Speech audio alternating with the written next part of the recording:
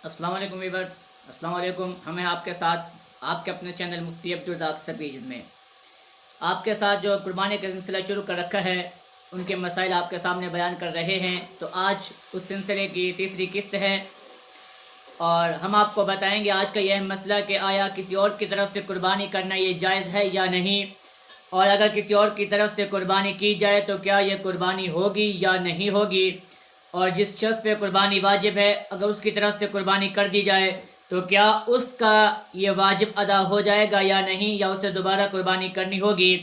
तो आज की ये तीसरी किस्त हम आपके सामने रखेंगे और इसमें ये मसले बयान होंगे कि आया किसी और की तरफ से कुर्बानी करना ये कैसा है, क्या ये अमल जायज़ है या नहीं, और अगर किसी ने कुर्बानी कर ली तो फिर क्या होगा, इसका हुक्म क्या है। आपने पहली वीडियोस देखी होंगी हमारी कुर्बानी के मुतालिक, और इंशाल्लाह आपके सामने हम यही बयान करते रहेंगे कुर्बानी तक। ये कुर्बानी के मसाइल ही बयान होंगे, इनका सिलसिला जो शुरू कर रखा है।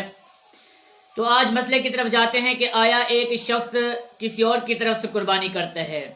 मिसाल के तौर पे कोई शख्स किसी शहर में रहता है या किसी दूसरे मुल्क में रहता है और वो दूसरे मुल्क वाले की तरफ से या किसी और शहर वाले की तरफ से कोई कुर्बानी करता है।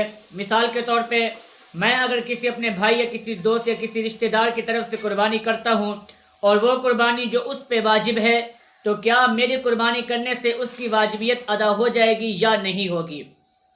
तो मसला याद कर लीजिए, सुन लीजिए कि अगर किसी शख्स की तरफ से कोई दूसरा शख्स कुर्बानी कर ले और उससे इजाज़त न ले जिस पे कुर्बानी वाजिब हो, उसकी इजाज़त के बगैर कुर्बानी कर ले तो इससे कुर्बानी अदा नहीं होगी उस शख्स की, उससे वाजिबियत अदा नहीं होगी, उसको दोबारा कुर्बानी करनी पड़ेगी। अगर इजाज़त के बगैर कोई कुर्बानी कर ले और अगर कोई इजाज़त के साथ कुर्बानी करता है या कोई किसी को इजाज़त देता है कि जनाब आप हमारी तरफ से कुर्बानी कर लीजिए या आप हमारी तरफ से कुर्बानी कर दें और इजाज़त है हमारी आपको, तो इस तरह इजाज़त के साथ कुर्बानी दूसरे की तरफ से भी जायज़ हो जाएगी।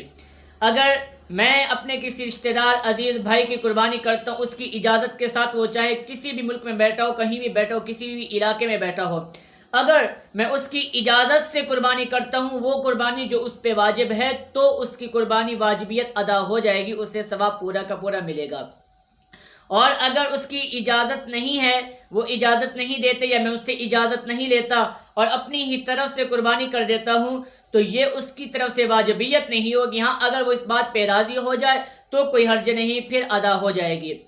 और अगर किसी इलाके में ऐसा मामूल है, वहाँ पे ऐसा रिवाज बना हुआ है कि वो लोग अपने मुताल्लिकीन अपने रिश्तेदारों की तरफ से खुद कुर्बानी करते हैं, किसी इलाके में अगर ये रिवाज बहुत पुराना चल रहा है, बहुत पहले से ये रिवाज चला आ रहा है, तो फिर वहाँ पे इजाज़त लेने की ज़रूरत नहीं है। वो अगर बिला इजाज़त भी कुर्बानी करेंगे तब भी ये जायज़ होगा।